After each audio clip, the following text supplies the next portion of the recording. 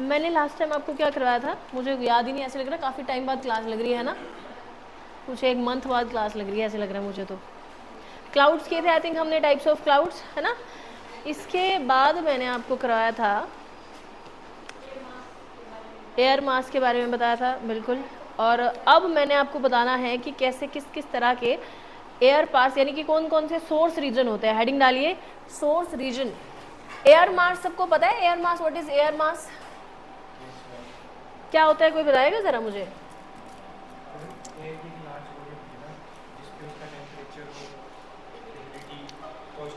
हाँ कॉन्स्टेंट नहीं जैसे कि एरिया है, गर्म एरिया, यहाँ पे टेम्परेचर ज़्यादा है, तो इसके ऊपर का जो एक बड़ा एयर का मास यानी बड़ा एयर पार्सल जिसका कि टेम्परेचर और ये पूरे का टेम्परेचर और ह्यूमिडिटी कैपेसिटी एक जैसी होगी, समझ रहे हो।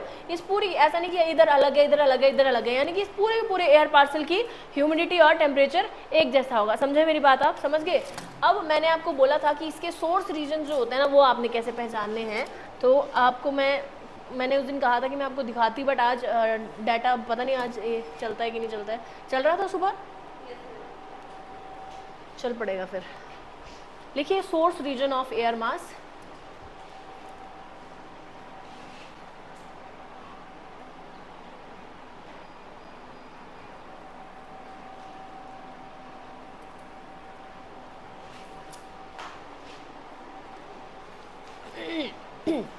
देखो इसमें मैं आपको बताऊंगी कि कुछ कुछ चीज़ें हैं वो क्या क्या डिनोट कर रही हैं, ठीक है। सोर्स रीजन में आपने सबसे पहले लिखना है, खुला नहीं है,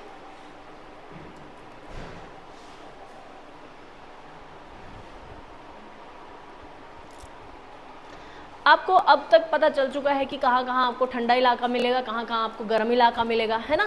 पता चल चुका है कि अभी भी बताना पड़ेगा, पता है ना आपकी इक्वेटोरियल रीजन मतलब यानी कि इतना इतना यानी 30 डिग्री नॉर्थ से लेकर 30 डिग्री साउथ तक अगर आप देखोगे तो यहाँ आपको क्या मिलेगा, थोड़ा गरम एरिया मिलेगा, है ना। चाहे वो पानी है चाहे वो ये लैंड है, गरम मिलेगा। लेकिन अगर इससे ऊपर आप जाएं तो इधर आपको पोलर और आर्कटिक रीजन मिलेगा, ठीक है। तो आप लिखिए साइड पे कि जो कैपिटल एम है ना, जहाँ पे कैपिटल एम, जो कि आई थिंक दिया ही नहीं है कहीं पे, दिया है कि नहीं दिया है, या स्मॉल एम ही लगा लो, ठीक है। स्मॉल एम या कैपिटल एम जो है ये किसके लिए है, मैरिटाइन के लिए। मैरिटाइन यानी कि वो जगह जहाँ पे पानी है, मैरिटाइन। आप देखोगे जहाँ जहाँ पानी है वहाँ वहाँ एम यूज किया गया, देख रहे हो, एम एम एम एम एम एम, जहाँ जहाँ पानी है वहाँ वहाँ एम दिखेगा, जहाँ जहाँ लैंड है वहाँ सी दिखेगा, ठीक है। तो एम से मैरिटाइन, सी से कॉन्टिनेंटल, पानी पर और लैंड पर, ये हुआ पानी पर और ये हुआ लैंड पर, यानी कि कॉन्टिनेंटल।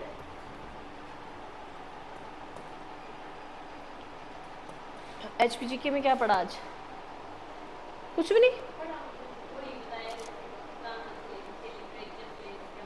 वही जो पहले था। अब ये तो पढ़ना ही पड़ेगा यार, अब शुरुआत से अगर कोई पढ़ा रहा तो पढ़ना पड़ेगा ये तो। अब जो जिनकी कोशिश करो कि 11 से 12 वाली क्लास भी लगाओ आप लोग ठीक है, आप लोग एचएस वाले एचपीजीके ये मेन आप लोगों का है ना, वो ही नहीं लगाओगे आप तो फिर कैसे चलेगा, कैसे आपका सिलेबस पूरा होगा, ठीक है। तो कॉन्टिनेंटल यानी कि लैंड पर,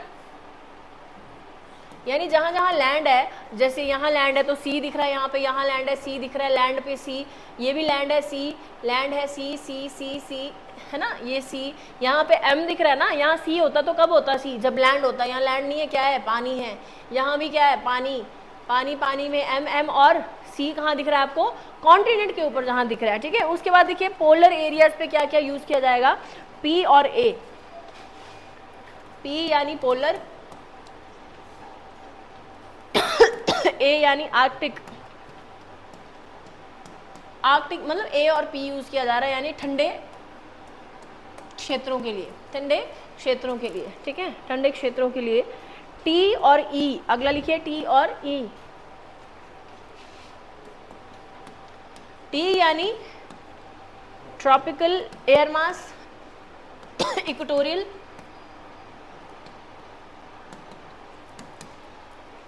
ठीक है, समझे। अगर मैं लिखूं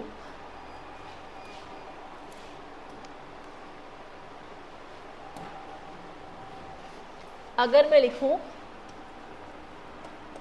m और t, तो m यानी कि t यानी कि 30 डिग्री नॉर्थ से लेकर 30 डिग्री साउथ के बीच में जो पानी पे पाया जाएगा एयर मास, उसे हम क्या कहेंगे, MT, यानी ट्रॉपिकल रीजन में पाया जा रहा है कौन सा एयर मास, जो कि कहाँ पे है, पानी पे, मैरिटाइम ट्रॉपिकल एयर मास। समझे आप मेरी बात, समझे। अगर मैं कहूँ CT, तो ये गर्म होगा कि ठंडा होगा, मुझे बताओ जरा, ट्रॉपिकल रीजन में है तो गर्म होगा ना, पोलर या आर्कटिक लगेगा तब ठंडा होगा, समझ रहे हो। अगर मैं लिखूं CT, C यानी T यानी कॉन्टिनेंटल, यानी कॉन्टिनेंट पे ट्रॉपिकल रीजन में पाया जाने वाला एयर मास, और ट्रॉपिकल रीजन यानी 30 degree north to 30 degree south, यानी कि ऐसा एयर मास जो गर्म होगा और जो कहाँ होगा, लैंड पे होगा। समझे मेरी बात, समझ गए। अगर मैं कहूं MP, मैरिटाइम पोलर, यानी कि पानी पे है लेकिन कहाँ पे है, पोलर रीजन में ऊपर, और ठंडा है कि होगा कि गर्म होगा, ये ठंडा होगा ना, क्योंकि कहाँ पे है, पोलर रीजन में है। समझे मेरी बात। तो अब आपको ये डायग्राम समझ आ गया है ना, दिख रहा है ना आपको, MP यानी मैरिटाइम है यहाँ पे, और क्या है, पोलर एरिया। MP, CA यानी कि आर्कटिक वाला रीजन जो होगा, और कॉन्टिनेंट है वो। ठीक है, क्लियर है भाई, ये समझ आया। अब देखिए आपको आगे समझ, ठीक है जी। चलो, दो वर्ड्स हैं जो कि हमने पढ़ने आज, फ्रंटोजेनेसिस एंड फ्रंटोलिसिस। Frontogenesis and फ्रंटोलिसिस।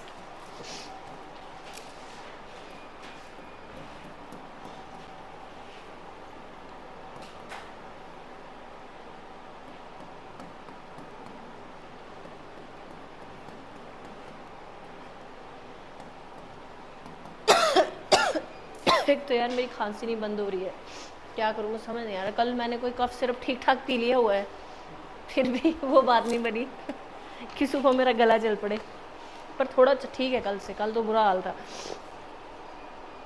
ठीक है जी, हिंदी में बोलेंगे वाताग्र जनन, इसको वाताग्र जनन।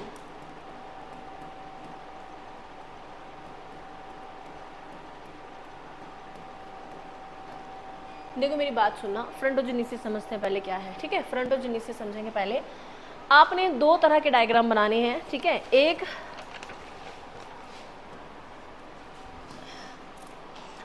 देखो,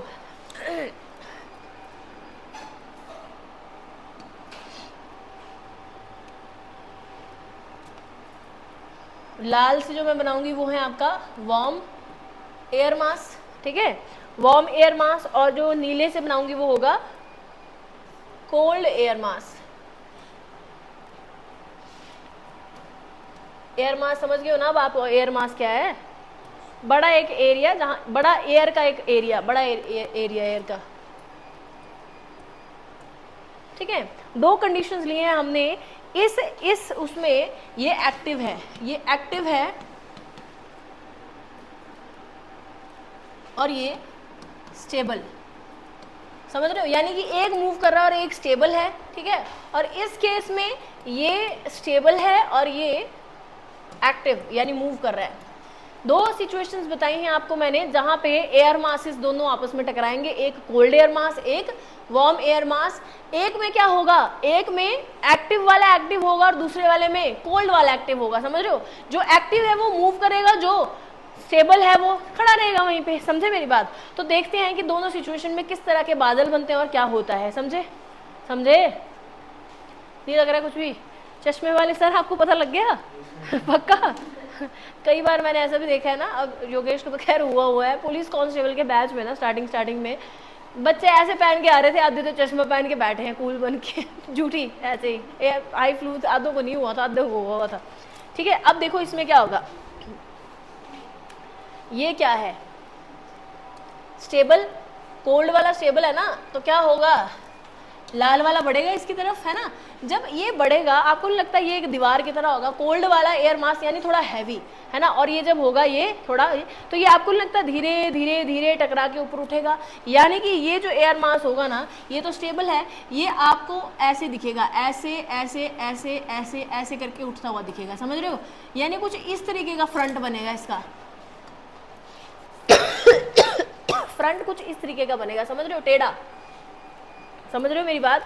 इस केस में क्या होगा, ये है आपका क्या, कोल्ड एयर मास, और ये है वार्म एयर मास, ठीक है, आ रहा है आ रहा है आ रहा है, जैसे टकराएगा ना इसके साथ, तो अब इतना भारी तो है नहीं है कि सीधा उठ के ऊपर चला जाएगा, ऐसा तो होगा नहीं ना, लेकिन क्या होगा, धीरे धीरे उठेगा ऊपर, ऐसे उठा ऐसे उठा ऐसे उठा ऐसे उठा, समझ रहे हो, जिसकी वजह से फ्रंट, इसको क्या बोलेंगे, इसको क्या नाम देंगे हम, फ्रंट जो है इसका अब ऐसा कभी दिखता नहीं है, समझ रहे हो, कभी दिखता नहीं है। जैसे आप सोचोगे ठंड के टाइम पे कैसे वही बारिश हो जाती है, तो कई बार होता है कि वार्म जो आप, ये तो ठंड वाला एरिया था ना, ये तो ठंड वाला एरिया था, वार्म एयर मास आया कहीं से और वार्म एयर मास टकराया और अब यहाँ पे बारिश करेगा, आप समझ रहे हो, तो ठंड में भी तो बारिश होती है ना, तब तो मॉइस्चर कहाँ से आएगा, समझ रहे हो। कई तो बार तो सोचा होगा आपने कि ठंड में कैसे सोचा होगा तुम लोगों ने, नहीं सोचा था ना, ऐसा कुछ भी नहीं सोचा था ना। तो आपको पता है कि जब धीरे धीरे टकराएंगे यहाँ से, तो आपको लगता है बादल ऐसे बनेंगे, फिर ऐसे बनेंगे, फिर ऐसे बनेंगे, फिर ऐसे ऐसे, यानी पहले बारिश थोड़ी यहाँ करेंगे, फिर थोड़ी यहाँ करेंगे, फिर यहाँ, फिर यहाँ फिर यहाँ, समझे मेरी बात, समझ गए, समझे। इस केस में कौन से बादल बन रहे हैं, कौन से बादल है ये, बारिश भी कर रहे हैं और लेयर्स में भी है, यानी निम्बो स्ट्रेटस, कौन से बादल हैं ये,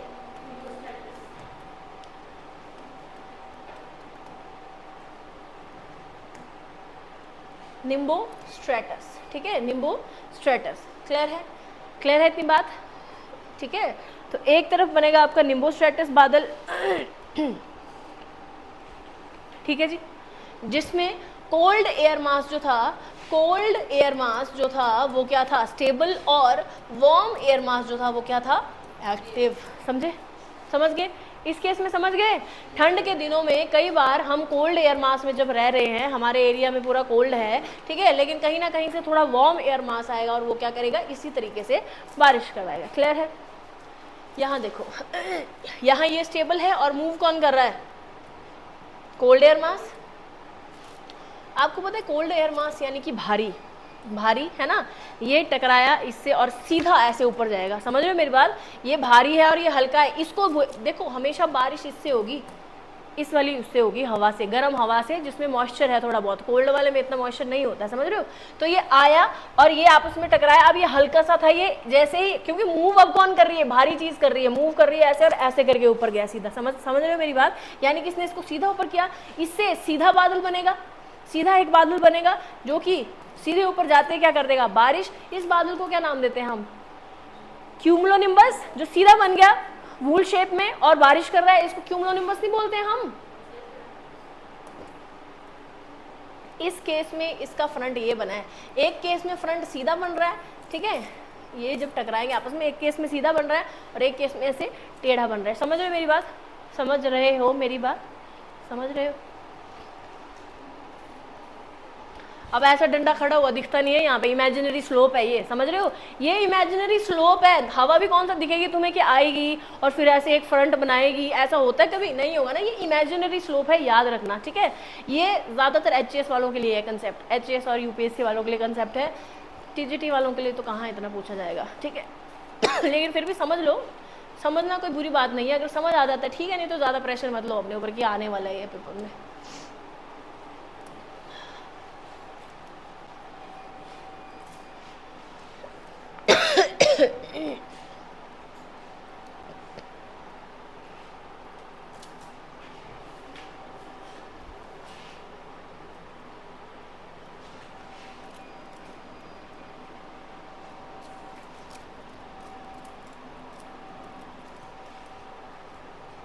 अरे यार ये क्या,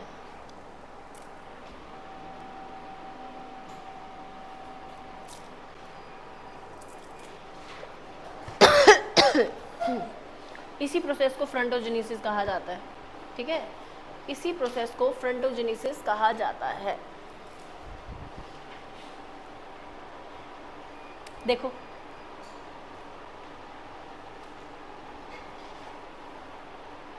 खुल जा भाई, क्या कर रहा है। अब देख पा रहे हो वार्म एयर मास जो है इसमें क्या था, एक्टिव था, कोल्ड एयर मास इतना एक्टिव नहीं था, जिसके कारण लेयर बाय लेयर क्लाउड बने हैं। देखा आपने, देखा। और यहां देखो,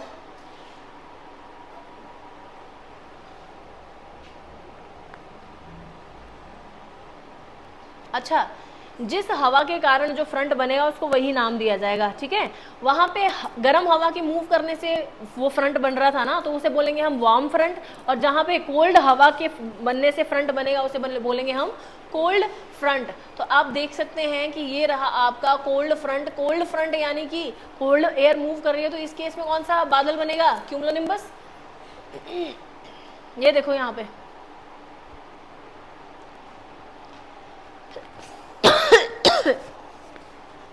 कुछ प्रॉपर डायग्राम नहीं आ रहा है कोई, ये आ रहा है बट ये फिर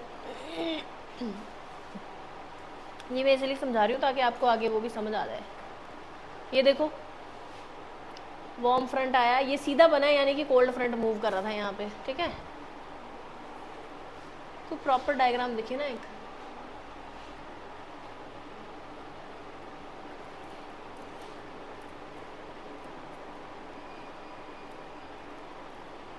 समझ आ गया।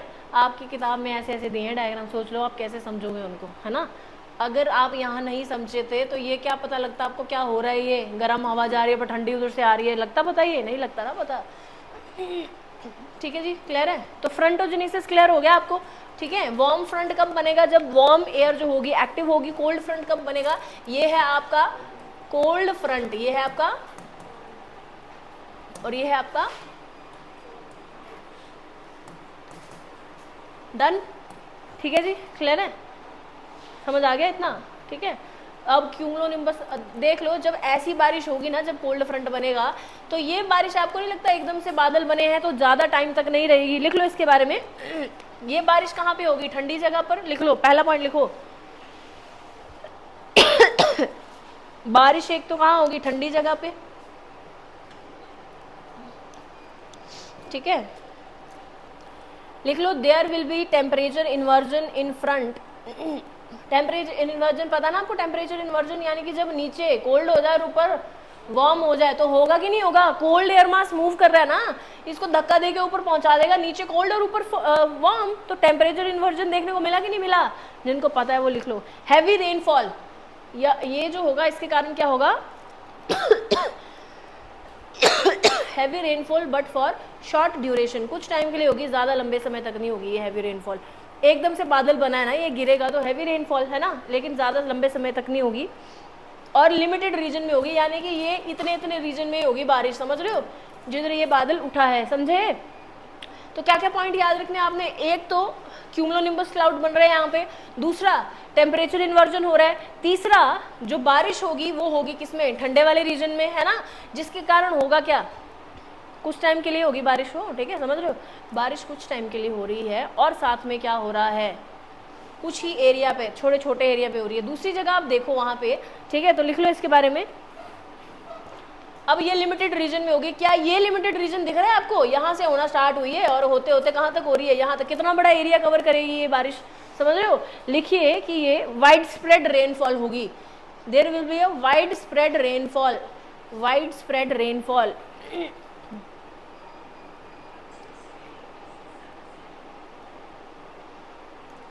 क्या चक्कर है। अब जैसे यहाँ पे हैवी रेनफॉल होगी ना, वहाँ पे हैवी रेनफॉल नहीं होगी, धीरे धीरे हो रही है ना, पहले एक बादल कर रहा है यहाँ पे, फिर थोड़ा ऊपर जाएंगे और एयर पार्सल में डिक्रीज आएगा, फिर और बारिश होगी। ये जो मैंने उस दिन समझाया था ना आपको, जैसे जैसे ऊपर जा रहे हैं वैसे वैसे 5 डिग्री या 10 डिग्री सेल्सियस का गिरावट आ रही है, जो उस दिन बताया था मैंने आपको, समझे।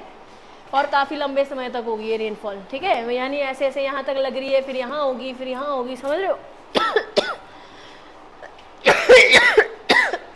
समझ आ गया भाई, समझ आ गया। फ्रंटोजेनेसिस क्या होता है, फ्रंटोजेनेसिस तो लगे आपको पता, फ्रंटोलिसिस क्या होता है।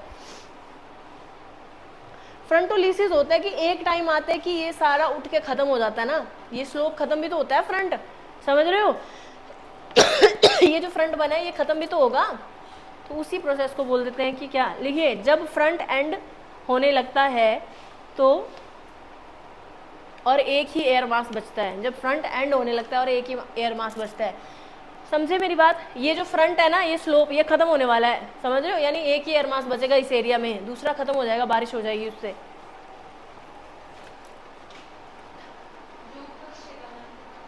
वो खत्म हो जाएगा। ऊपर वैसे भी वार्म ही उठ रहा है, ऊपर हल्का वाला ही उठेगा, वार्म एयर मास उठेगा, है ना, लेकिन खत्म भी तो होगा ना वो, बस। अरे नहीं नहीं नहीं, ब्लू से नहीं बनाया, ये रेड उठा है, इसने इसको धक्का दिया है ना जोर से, हल्की थी ना ये, तो ये जब मूव कर रहा तो ये सीधे उठाएगा ना इसको, ये भाई इसकी वजह से बना है ये, समझ गए? हेडिंग डालो साइक्लोन्स।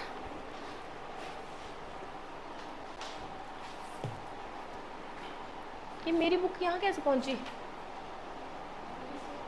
सर ने ली हुई थी।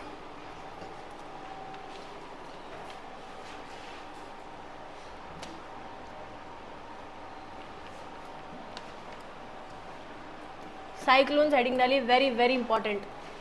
अब टीजीडी वालों का यहाँ पे थोड़ा सा काम होगा साइक्लोन्स में, कि कहाँ कहाँ आते हैं, आपको पता लग जाएगा क्यों आते हैं, ठीक है? देखो साइक्लोन दो तरह के होते हैं, एक होता है ट्रॉपिकल साइक्लोन और एक होता है temperate cyclone. Temperate cyclone and tropical cyclone.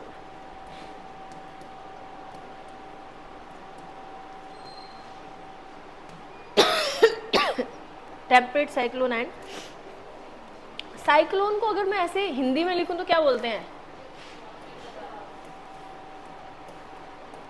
वात यानी विंड, चक्र यानी सर्कुलर मूवमेंट, है ना? तो इंग्लिश में तो ना समझ पाओ, अगर कि साइकिल तो समझ लो आपकी, चक्कर, लोन क्या अलोन, ठीक है? तो ये मत समझो, यहाँ समझो चक्रवात को। चक्र यानी गोल गोल घूमना, वात यानी विंड।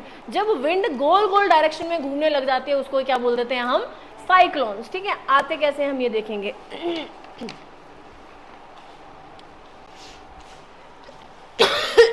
देखो ये कोई क्या है, लैंड,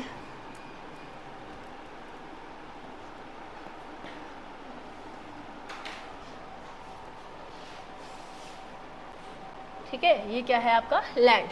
यहाँ पे कहीं लो प्रेशर बना है, ठीक है? यहाँ पे कहीं क्या बना है?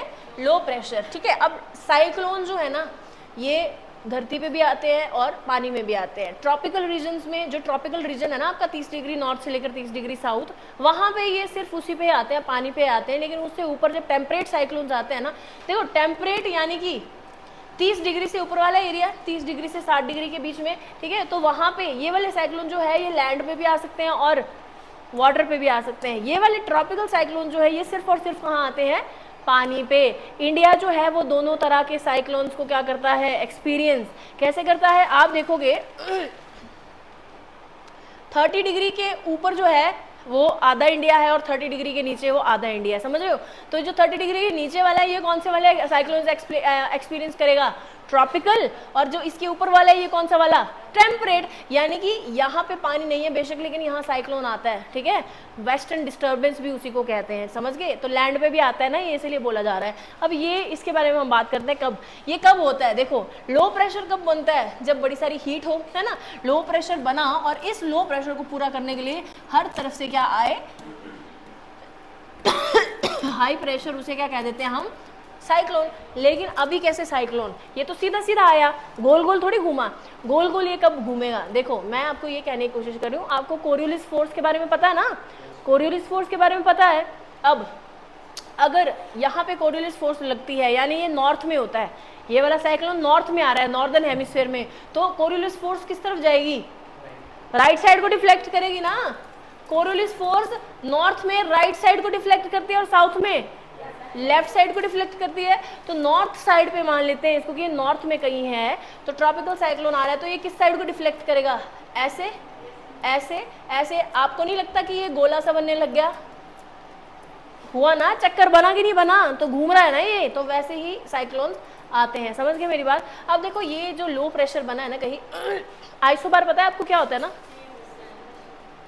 यहाँ पे बना है मान लीजिए low pressure sorry high pressure high pressure high pressure high pressure, यहाँ बना है क्या low pressure low pressure low pressure low pressure. तो ये आइसो बार हुआ कि नहीं हुआ, आइसो मीन सेम, बार यानी प्रेशर एक तरीके से, है ना। तो सेम प्रेशर दिख रहा है यहाँ पे, low pressure low pressure low pressure low pressure, यहाँ पे high pressure high pressure high pressure. Wind will move from, हवा कहाँ से चलेगी, हाई से लो हाई से लो हाई से लो। तो इसको बेसिकली क्या बोलते हैं, पोटेंशियल ग्रेडियंट फोर्स, है ना, ग्रेडियंट है ना, ये जो हाई से लो चलता है वो ग्रेडियंट है। अब इसी ग्रेडियंट में क्या हो जाता है, थोड़ा सा deflection due to Coriolis force, समझ रहे हो। तो अब ये जो बनता है, जैसे जहां से ये आ रहा है, मान लो हाई प्रेशर है ना, जहां पे हाई प्रेशर है यहाँ भी हाई प्रेशर से आएगा ना लो प्रेशर की तरफ। आपको नहीं लगता कि ये एक क्लोज्ड आइसोबार बन जाएगा,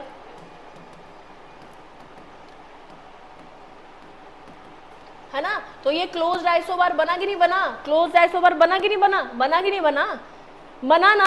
क्लोज्ड यानी कि बंद, आइसोबार यानी सेम प्रेशर दिख रहा है आपको यहाँ पे, समझ रहे हो। तो आपको अगर पूछा जाए कि क्या साइक्लोन क्लोज आइसोबार्स में आते हैं या ऐसा कुछ होता है, तो आप याद रखोगे कि क्लोज्ड आइसोबार इसमें वर्ड यूज किया जाता है, समझ रहे हो।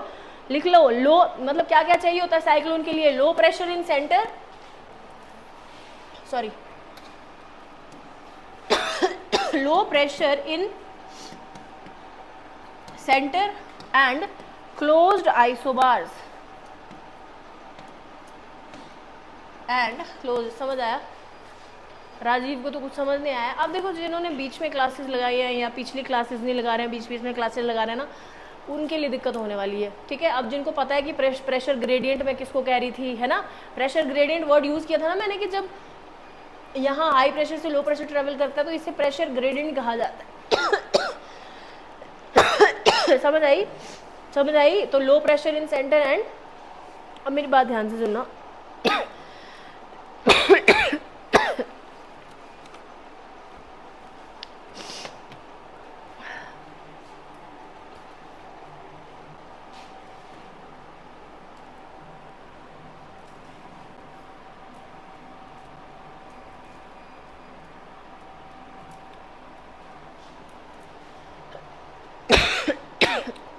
अब देखना मेरी बात, सुनना ध्यान से।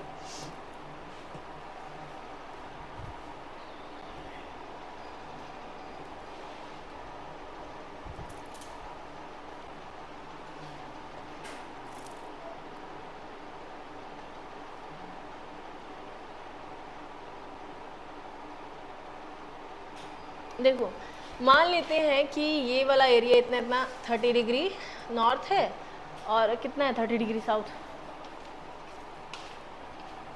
ऑस्ट्रेलिया को होते हुए जा रहा है ना आधे, 30 डिग्री ये साउथ है यहाँ पे, ठीक है, समझ गए। आपको इतना तो याद होगा कि जो 30 डिग्री नॉर्थ और 30 डिग्री साउथ है, यहाँ से हमेशा जो विंड्स चलती हैं वो ईस्टर्ली विंड्स चलती है, जिन्हें हम ट्रेड विंड्स भी कहते हैं। याद आया आपको, याद आया, वो कैसे चलती थी, ऐसे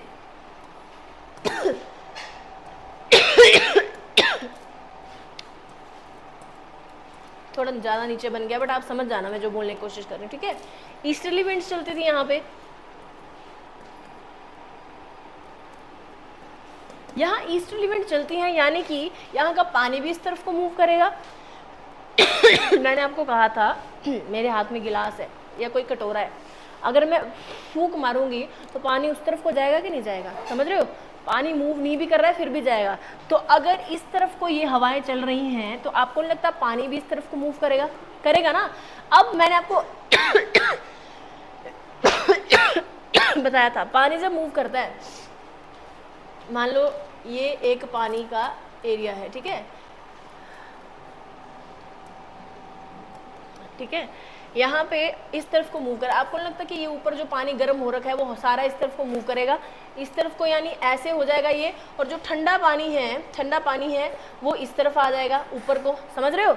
गर्म पानी, अगर ये मान लो पानी है, ठीक है, ये पानी है, पूरा पानी है। अब आपको लगता है जब पानी गर्म होता है तो ऊपर वाली हीट से, सन से जो पानी गर्म होता है वो ऊपर वाला गर्म होता है ना कि पूरा नीचे तक गर्म होता है, समझ रहे हो, क्योंकि नीचे से थोड़ी आग लगाई हुई है किसी ने, ऊपर से है ना पानी तो गर्म हो रहा। तो पानी ऊपर से गर्म हो रहा है और पानी मूव भी कर रहा है, पानी मूव कर रहा है किसके कारण, विंड्स के कारण, है ना। पानी ईस्ट की तरफ मूव करेगा ड्यू टू ईस्टर्ली विंड्स, है ना, ईस्टर्ली विंड के कारण मूव करेगा। तो गर्म पानी आपको लगता है ऐसे मूव कर जाएगा और जो नीचे का ठंडा पानी है वो ऐसे ऊपर आ जाएगा, समझ रहे हो, यानी कि जो पानी था वो ऐसे चला गया और नीचे से ऊपर आ गया ठंडा, समझ रहे हो। तो अब आपको नहीं लगता कि हमेशा इस तरफ जो होगा वो आपको गर्म अरे यार काला पेन कहाँ गया,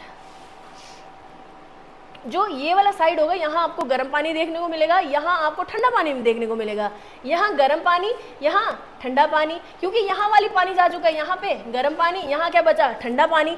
आपको मैक्सिमम फिशरी इंडस्ट्रीज जो मिलेंगे ना, फिश की जो इंडस्ट्रीज वो ऐसी ऐसी जगह पे मिलेगी, ठंडे पानी वाली जगह पे। समझ रहे हो मेरी बात? समझ रहे हो? समझे? अब देखना यहाँ ठंडा पानी मिलेगा, है ना, तो ठंडा पानी यानी कि लो प्रेशर तो कभी बन ही नहीं पाएगा। लो प्रेशर यहाँ देखने को मिल सकता है आपको, यहाँ का गर्म पानी यहाँ मूव, लेकिन यहाँ का गर्म पानी सारा यहाँ मूव हो गया, यहाँ आपको लो प्रेशर देखने को मिलेगा, यानी कि साइक्लोन्स के आने के चांसेस आपको लगता है यहाँ देखने को आपको मिल सकते हैं। क्यों हमेशा बे ऑफ बंगाल को ही बोला जाता है कि इसमें ही साइक्लोन आया है ना, इस वाले पानी में साइक्लोन आया है। और आप देखोगे उड़ीसा और ये काफ़ी ग्रस्त रहते हैं इन साइक्लोन से,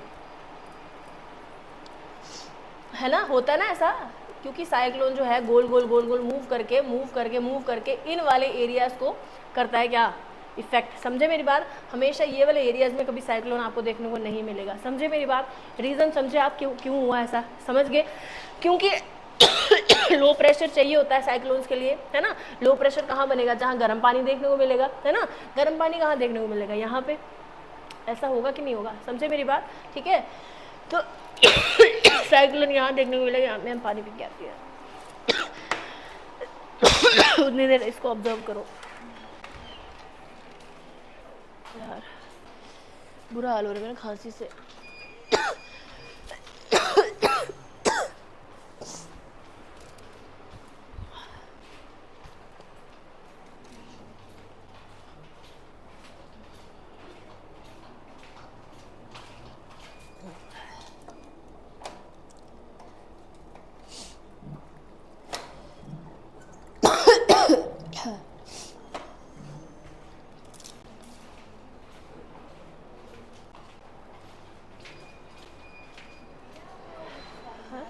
मंगवाई यार, बट वो कुछ नहीं हुआ उससे।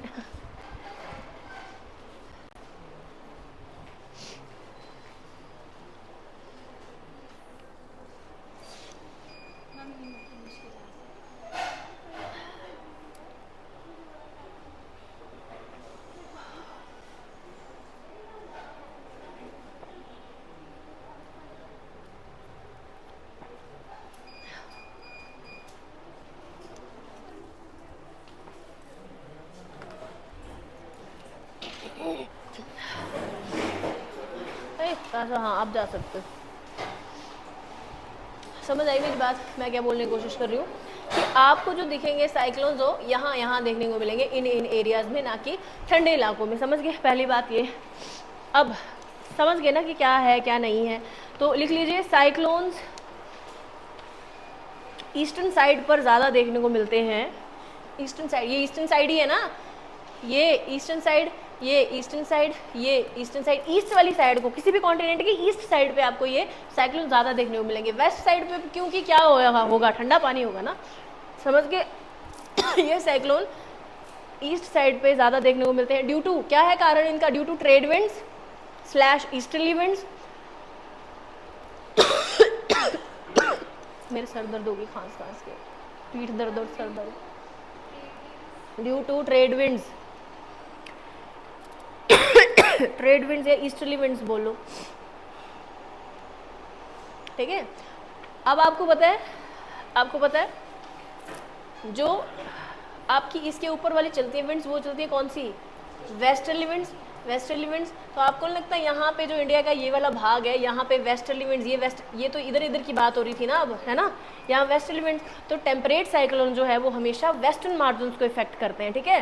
टेम्परेट साइक्लोन्स वेस्टर्न मार्जिन को इफेक्ट करेंगे क्योंकि यहाँ पे वेस्टर्ली विंड्स चल रही हैं। नहीं लग रहा ना पता अनुभव? बस करें, बोला नहीं जा रहा है यार मेरे से। मैं आपको ना जब भी अब अगली बार आएंगे एंटी साइक्लोन्स और साइक्लोन्स बताऊंगी कि एंटी क्लॉक वाले कौन से साइक्लोन्स होते हैं, एंटी साइक्लोन्स क्या होते हैं, ठीक है। समझ गए? कल शायद आपको छुट्टी हो। हाँ नहीं दे देंगे यार।